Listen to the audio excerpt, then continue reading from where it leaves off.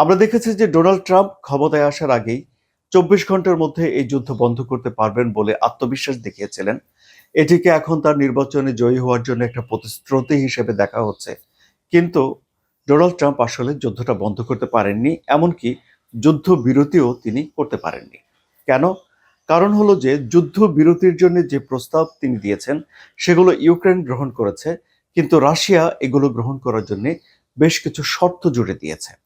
এবং সেই শর্তগুলো হলো রাশিয়ার উপর থেকে নিষেধাজ্ঞা তুলে নেওয়া সহ নানা রকম বিষয় রয়েছে, যেগুলো ইউরোপ কিংবা যুক্তরাষ্ট্র ঠিক মেনে উঠতে পারেনি। এখন রাশিয়া বলে যে তারা যেসব শর্ত দেয় সেসব শর্ত ইউরোপ বা জেলেনস্কি বা ইউক্রেন মানে না, ফলে তারা পরিস্থিতিকে ঠিক গুরুতরভাবে দেখে না।